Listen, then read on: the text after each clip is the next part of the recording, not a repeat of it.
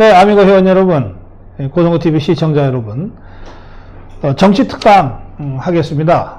편성 개편이 돼서 정치특강을 생방송으로 할 시간이 없어서 저희가 그래도 일주일에 한 번씩은 특강으로 여러분을 만나 뵙는 게 좋겠다는 생각으로 녹화해서 올려놓겠습니다. 토요일 방송 끝나면 월요일까지 너무 기다리기 지루하다 이런 분들이 많으세요. 그래서 일요일날 오전에 정치특강 일주일에 한 번씩 녹화 동영상 올려놓겠습니다. 제가 한국 현대 정치사를 특강으로 시작한 게 지지난주인데 잠깐 기억을 되살려 보시면 이제 조선이 무너지고 식민지로 전락하는 과정에 여러 세력이 나서서 각축을 하는데 그 조선시대 내내 그 당쟁을 했던 세도정치 세력, 수구 기득권 세력들이 있었던 거죠. 그게 이제 그 민비가 그것을 대표했습니다. 그리고 이 민비 세력은, 명성황후 민비 세력은 자신들의 권력을 유지할 수만 있다면 일본과도 손잡고 청나라와도 손잡고 러시아와도 손잡겠다. 이런 입장이었습니다. 그리고 이제 두 번째 세력이 이런 식으로 외척한테, 세도정치한테 권력 내줘가지고 결국 나라가 망했다. 다시 왕권을 부활해야 된다. 그래서 절대군주제를 강화해야 된다. 그리고 군주 중심의 입헌군주제까지 갈 수 있다. 이런 생각을 했던 세력이 있습니다. 이 세력이 이제 대원군 세력입니다. 이 대원군 세력은 그래서 왕권 강화를 하기 위해서 그것을 국민들한테 과시하기 위해서 경복궁을 중건하죠. 그 과정에서 당백전이라고 하는 화폐도 발행하고 하는 식으로 과도하게 이 재정 지출을 하다가 결국 그것 때문에 발목을 잡히는데요. 어쨌든 이 두 번째 세력인 왕권 강화 세력이 이제 김홍진 내각을 구성하고 대한제국 선포까지 가는 겁니다. 그다음에 이제 세 번째 세력이 있는데요. 세 번째 세력은 그냥 단순히 왕권 강화만 해서는 이 도탄에 빠진 국민들을 구할 수도 없고 이 등을 돌린 민심을 다시 돌려세울 수도 없다. 뭔가 그 국민들이 함께 할 수 있고 공감하고 동의할 수 있는 개혁을 해야 된다. 체제 내 개혁을 해야 된다. 이런 주장을 하게 됩니다. 이 사람들의 대표가 세 사람이 있습니다. 이들의 이론적 지주에 해당됐던 사람들이 실학파입니다. 다산 정약용이 대표하죠. 그러니까 이들의 그 개혁 정치는 기본적으로 조선이라고 하는 이 봉건 체제 그리고 유교라고 하는 지배 이데올로기를 혁신해서 개성하자는 겁니다. 유교를 폐지하자 봉건 체제를 무너뜨리자는 게 아닙니다. 조선이라는 봉건 체제 그리고 절대왕정 체제 그리고 유교라는 이데올로기를 새롭게 일신 우일신해서 개혁하자는 겁니다. 그래서 체제 내 개혁파로 불리는데 그 체제 내 개혁파의 이론적 지주가 다산 정약용입니다. 이들과 문제의식을 같이 하면서 내내 지방관을 거쳐서 이 개혁정치를 추진했던 사람으로서 개혁적 관료의 대표가 김성규라는 인물입니다. 이 사람은 가는 곳마다 이 세금 제도를 정비하기 위한 양전 사업을 하고 그리고 전주성의 목사로 있을 때 이제 전봉준 세력과 조우한 다음에 이 전봉준과 극적인 정치적 타협을 이끌어내서 집강수 시대를 연 사람입니다. 그런 이 김성규와 같은 체제 내 개혁 정치인이 있습니다. 또 이들 흐름을 잇고 있는 젊은 신진 개혁 세력의 지도자가 김옥균, 박영효 이런 사람들이었습니다. 그러니까 이들은 일단 정권을 잡고 그것을 위로부터 개혁하자고 개혁을 하고 정변을 일으킵니다. 쿠데타를 이렇게 해서 실제로 정권을 잡아요. 그러다가 명성황후 세력, 수구 기득권 세력의 반격을 받아서 3일 만에 정권을 내놓고 도망가죠. 도망가다 잡혀서 죽은 사람도 있고 김혁균 같이 일본에 망명했다가 결국은 암살당하는 사람도 있고 또 서재필 같이 일본이 아니라 미국으로 도망을 가서 거기서 미국의 새로운 이 근대화된 교육을 받고 몇 년 후에 돌아와서 독립협회를 만들고 애국 계모운동을 하는 이런 사람도 생깁니다. 이 체제 내 개혁파 대표적으로 다산 정약용, 김성규 그리고 김옥균 이 세력이 있었습니다. 그다음에 마지막으로 아무리 개혁한들 이 봉건 체제 자체가 문제 아니냐. 뒤집어 엎자. 6.25 끝났다. 라고 주장하고 행동한 혁명 세력이 있습니다. 이들의 대표가 전봉준입니다. 제가 조선 후기의 정치 역사를 설명하면서 이 네 세력의 치열한 각축전으로 이 시대가 정철되었다. 이 네 세력마다 다 나름의 이유가 있고 나름의 전략적 목표가 있었다. 그리고 이 세력들 간의 정치 연합도 있었다. 전주성 화약과 집광소는 체제 개혁파인 김성규와 혁명 세력인 전봉준의 정치적 대타협의 결과 나타난 것이다. 이런 말씀까지 드렸습니다. 그래서 조선 후기 시대에 식민지로 결국은 전락하게 되는데 개혁파나 왕권 강화파 또는 혁명파 어느 쪽도 자신들의 비전과 전략을 관철시키지 못한 결과 식민지로 전락하게 됩니다. 그래서 조선 후기 역사를 지금 겉으로만 보면 식민지로 전락하는 망해가는 과정이라고 보고 다시 들여다보고 싶지도 않은 치욕의 역사로 볼지 모르나 실제로는 그렇지 않다. 실제로는 이 조선이라는 나라를 어떻게든 다시 개혁하고 혁신하고 새롭게 하기 위해서 수많은 세력들과 인물들이 그 19세기 말 목숨 걸고 행동했던 그 다이내믹한 우리 정치사의 역사를 우리가 온전하게 이해할 필요가 있다. 이 점을 제가 지난주에 강조했습니다. 오늘은 그것에 이어서 그런데 결과적으로 식민지로 전락하게 됩니다. 그 이후에 일제시대의 정치사를 말씀드리겠습니다. 식민지로 전락하는 과정에서 마지막까지 저항했던 세력들이 있습니다. 이 마지막까지 저항했던 세력들은 만주 쪽으로 가서 무장투쟁을 하게 됩니다. 그 대표적인 사람이 안중근이죠. 이토 히로부미를 척살하는 데까지 성공하지 않습니까? 그런데 이토 히로부미를 척살하는 것만으로 일본 제국주의가 조선을 병합하는 것을 막지는 못했어요. 결국은 병합됐습니다. 그리고 그 병합하는 과정에서 국내에서도 의병투쟁이 전개됐고 유인석 의병장을 중심으로 팔도 창의군이 골기에서 이 한양 진공작전을 펼치기도 했으나 다 좌절됩니다. 그리고 그 과정에서 일본군에 의해서 다 진압되고 처참하게 죽습니다. 그렇게 해서 이 1907년, 8년, 9년 이때의 식민지 전락 직전에 있었던 마지막 무장투쟁이 다 이제 실패로 끝나게 됩니다. 이제 그 이후에 식민지로 전락하고 나서 한 10년 동안은 나라 잃은 서름에 통곡한 애국지사들은 있고 나라 잃은 서름에 목숨을 끊은 애국지사는 있으나 유의미한 정치적 세력으로 활동한 것은 없습니다. 그래서 1919년 3.1 운동 때까지는 한 10년간 식민지로 전락한 10년간은 우리 현대정치사에서 사실상 암흑기와 같은 시기였다 이렇게 볼 수 있습니다. 1919년 3.1 운동은 식민지로 전락한 지 10년 만에 이제 발생한 대규모 만세 시위 운동인데 이 3.1 운동 직전에 있었던 것이 1917년 소련 공산주의 혁명이었습니다. 그러니까 소련 공산주의 혁명으로 짜르 전제 정권이 무너진 것이 당시 전 세계의 이 식민지로부터 해방되고자 하는 사람들한테는 많은 영향을 줬습니다. 당시는 지금과 같이 공산주의 대 자유민주주의 간의 체제간 경쟁이 주요한 이 상황이 아니었기 때문에 소련의 그 대단한 러시아 짜르 전제군주가 무너졌다. 노동자들이 또 젊은 이 정치인 지성인들 몇 명이 정권을 잡았다. 그 충격적이고 놀라운 소식들이 전 세계에 퍼지면서 우리도 러시아처럼 한번 해보자. 소련처럼 해보자.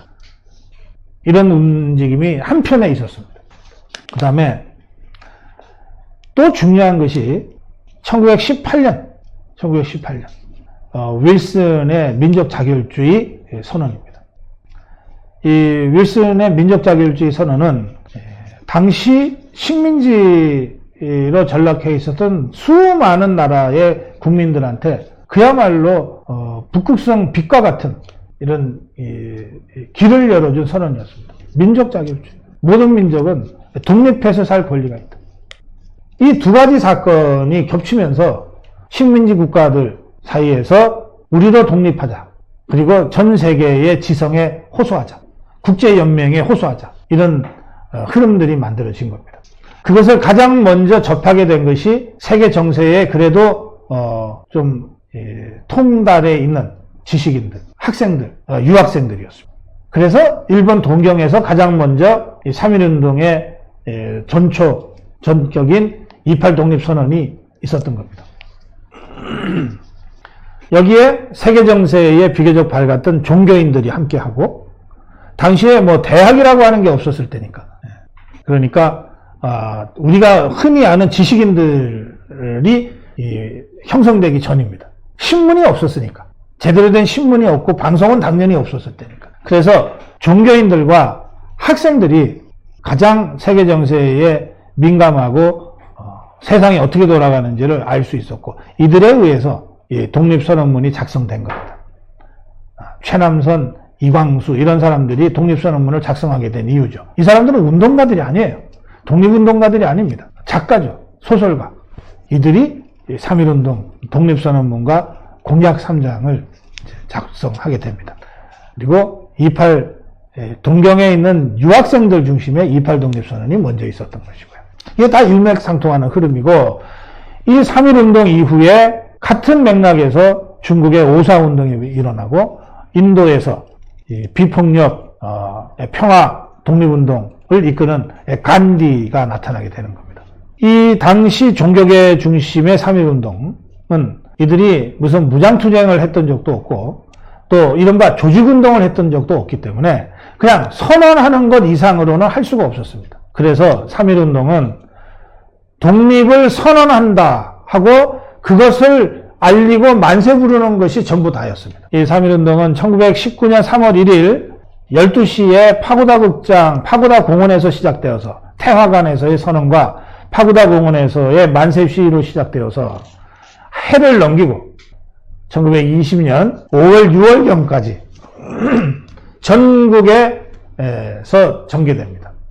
그 3.1운동을 얘기할 때 그 천안 병천에 있는 아우네 장터에서의 유관순 열사가 주도한 독립운동 시위를, 만세운동 시위를 아주 상징적으로 얘기하는데, 이 아우네 장터의 만세운동은 1919년 4월 1일 날 일어났습니다. 그러니까 서울에서 3월 1일 날 일어난 만세운동이 SNS도 없고 전화기도 없던 때니까 구전으로 입으로 전해져서 그것을 듣고 우리도 준비하자고 해서 장날 5일장을 중심으로 장날 사람들이 많이 모일 때 시작한 것이 바로 아우네 장터에서의 만세운동인데, 이게 한 달 걸리는 겁니다.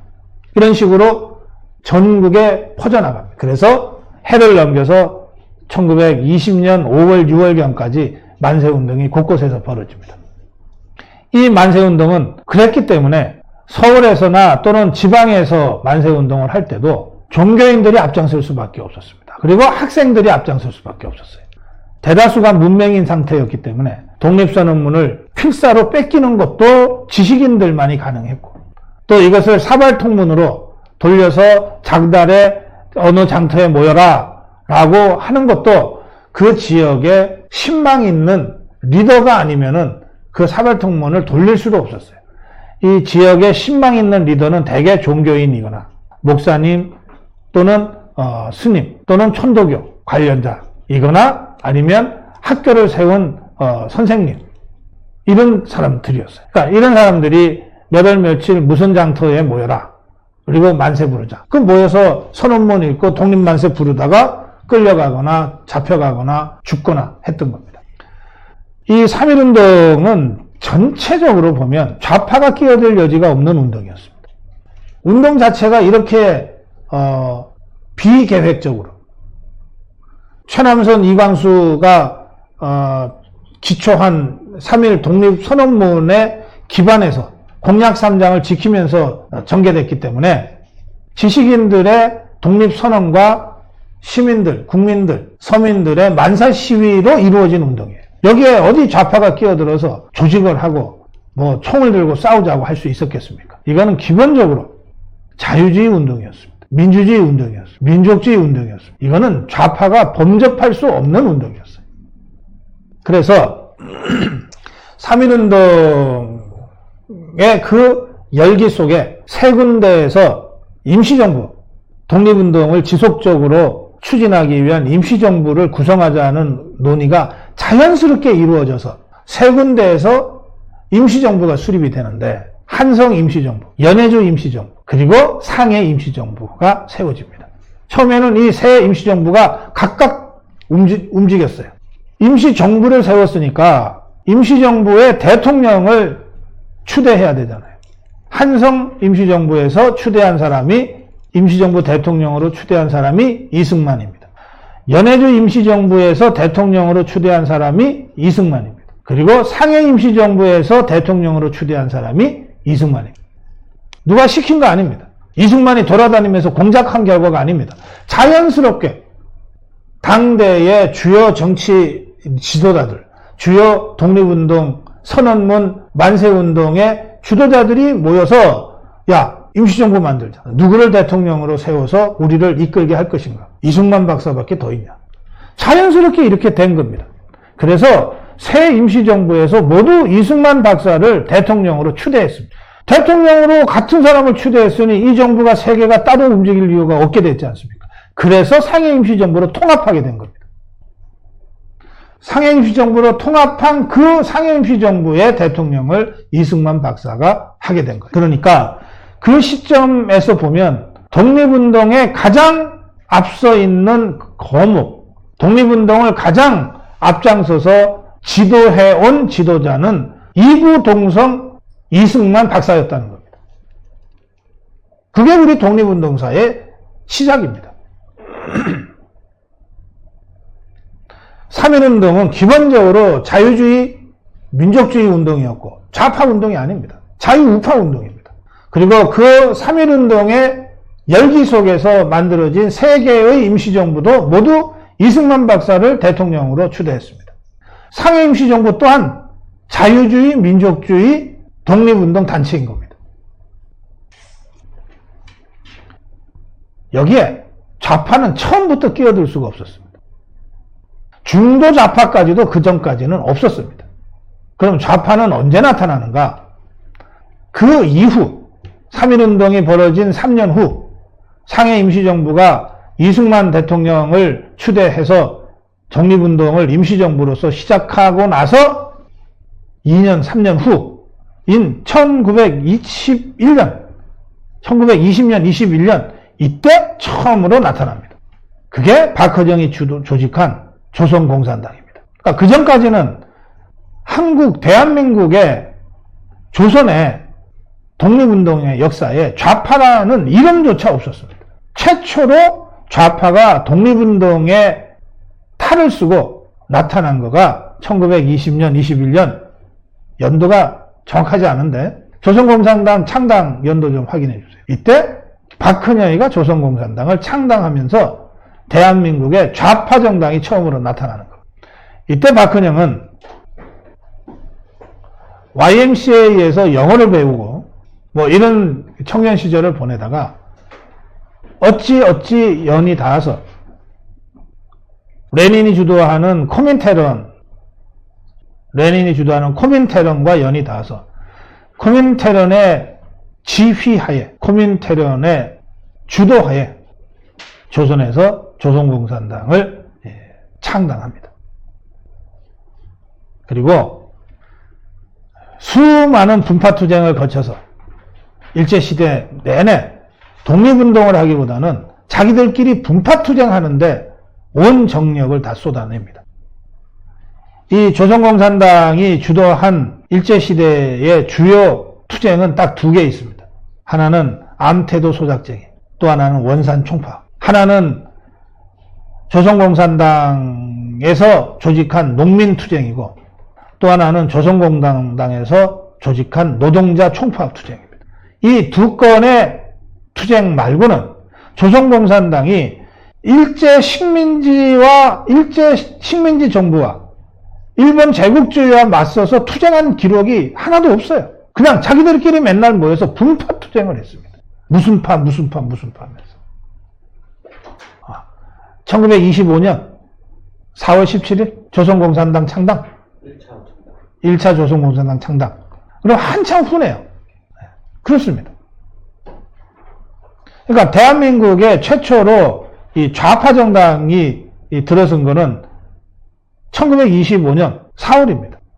김일성은 그때까지 존재도 없었어요.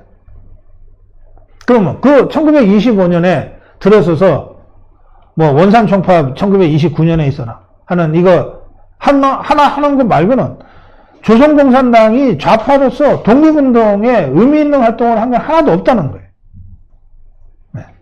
자, 이런 상태에서 이제 1919년 3.1운동 이후에 우리 자유우파 쪽에서 상해임시정부 이승만 대통령이 이끄는 상해임시정부가 독립운동을 하고 동시에 일본 제국주의도 억압하는 것만으로는 조선을 더 이상 통치할 수 없겠다라고 생각해서 통치 정책을 문화 정책으로 바꾸죠. 그러면서 신문사도 허용하고 뭐 학교도 허용하고 이런 식으로 이제 되지 않습니까? 그 과정에서 약간 넓어진 틈을 이용해서 여러 단체들이 이제 독립운동을 하게 됩니다.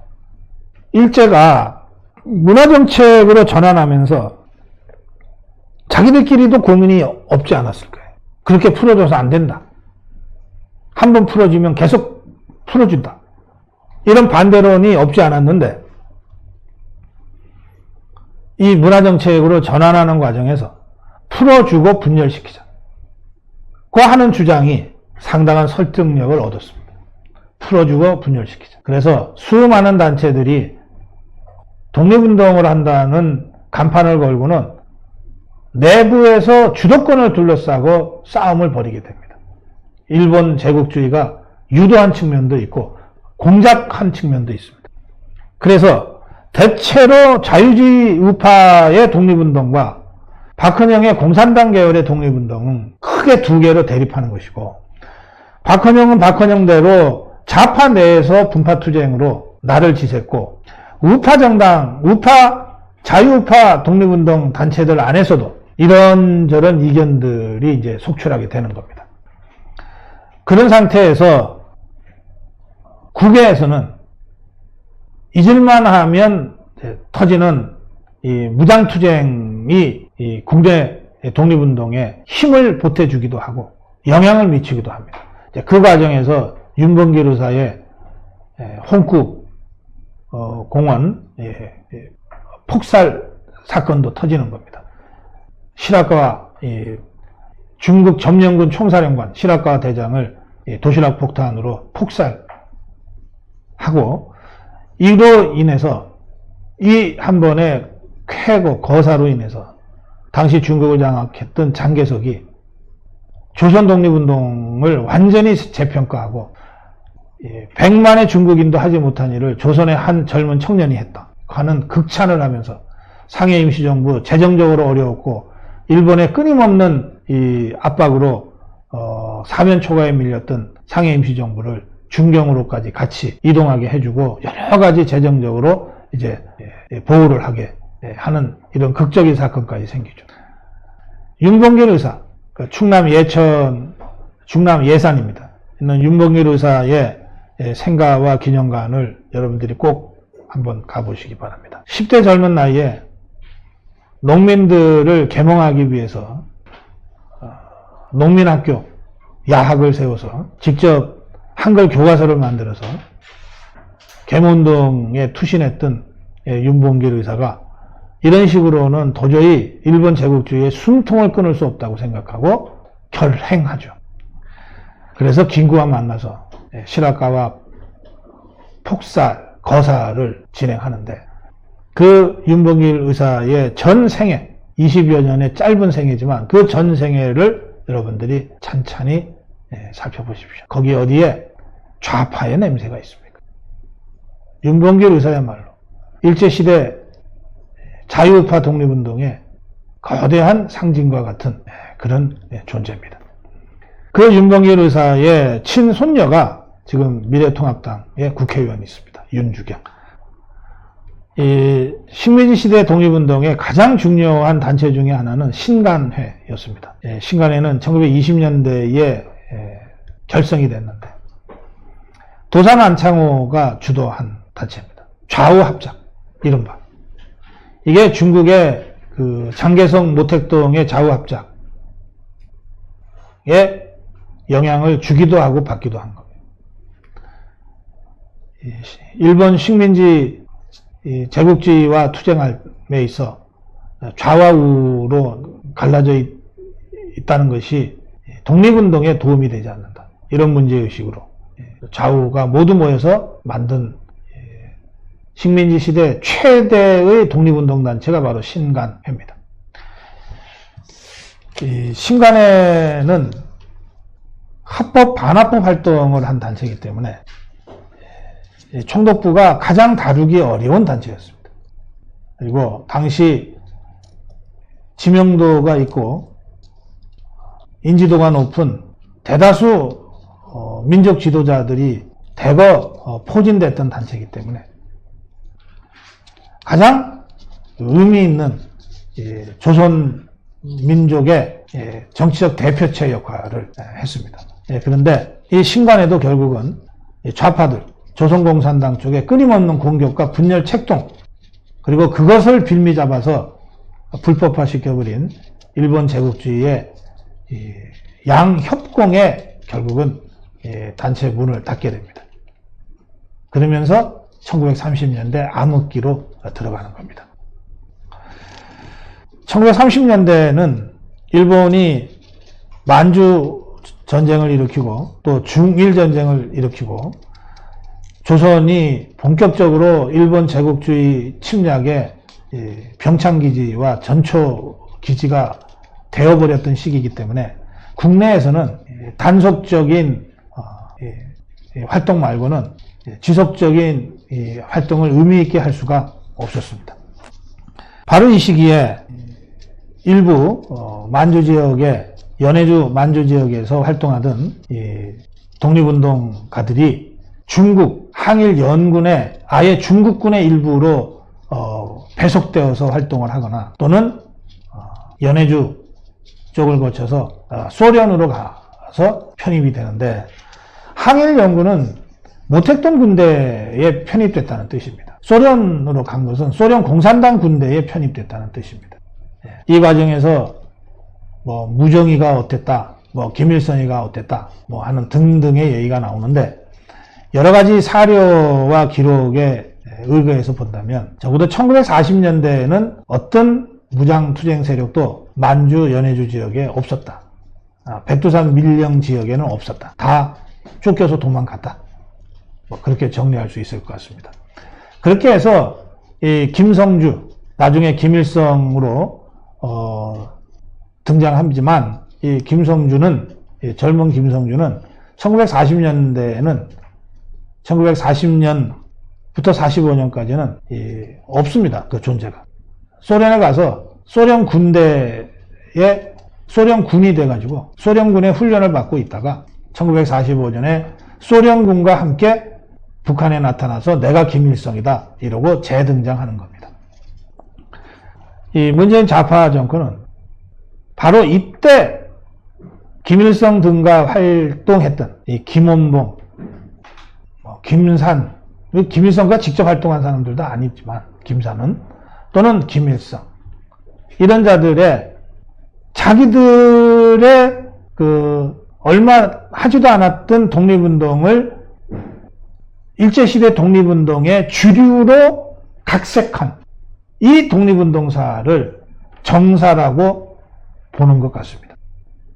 김일성 집단이 자기들의 그 날조된 독립운동사를 정사라고 강변하는 이유는 딱 하나 있습니다. 정권의 정통성이 자기들한테 있다는 것을 주장하기 위한 겁니다. 우리가 독립운동에 정통성이 있는 세력이었으므로 우리가 세운 조선인민공화국, 북한이 정통성이 있는 국가 아니냐라고 하는 주장을 하기 위해서입니다.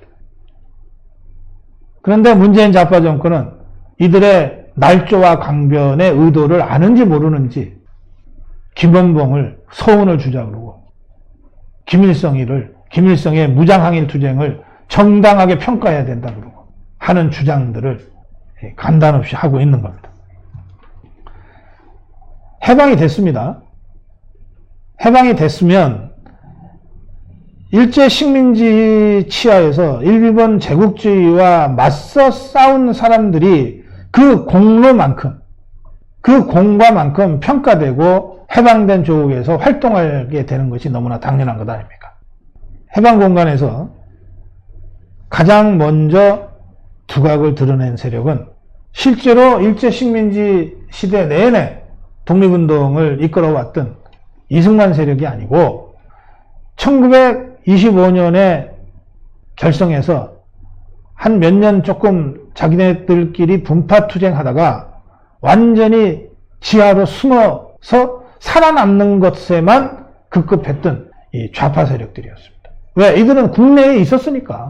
김구가 개인 자격으로 서울에 들어오고 이승만이 미군정과 함께 비행기 타고 들어오기 전에 해방된 1945년 8월 15일부터 이들은 지하에서 지상으로 올라와서 우리가 독립운동을 했다고 떠들기 시작했습니다. 그래서 박헌영 세력이 가장 먼저 1945년 해방된 이 해방전국에서 가장 먼저 정치적 주도권을 잡게 되는 겁니다. 그리고 여운형의 인민위원회가 그 짝을 맞춰서 박헌영의 조선공산당 세력과 여운형의 인민위원회, 극좌파 세력과 중도좌파 세력이 짝을 맞춰서 해방정국을 주도하게 되는 겁니다. 그런데 당시 한국을 통치하게 된 미군정 하지 중장은, 군정장관 하지는 정치가 뭔지 모르고 이념이 뭔지 모르고 대한민국이 어떤 나라인지도 모르고 그냥 군인이었어요. 그래서 박헌영이가 누군지 여운형이가 누군지 이들이 일제시대 때 뭘 했는지 이들이 지향하는 것이 미국의 자유민주주의 체제와는 어떻게 다른지에 대한 인식이 없었어요. 그래서 이들의 활동을 그냥 내버려 뒀어요. 그냥 두고 본 거예요. 그냥. 그래서 1945년 8월 전국에서 박헌영, 여운형이 주도권을 잡고 먼저 치고 나가게 되는 겁니다.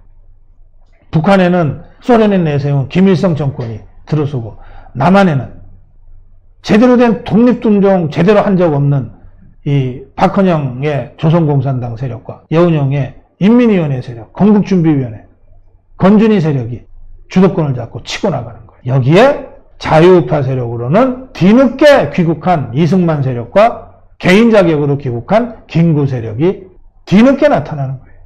자, 이렇게 해서 절대적으로 불리한 조건 속에서 이승만의 건국 운동이 시작되는 겁니다. 여기서부터는 다음 정치특강에서 해방정국사를 중심으로 다시 강의를 하겠습니다. 경청해 주셔서 고맙습니다.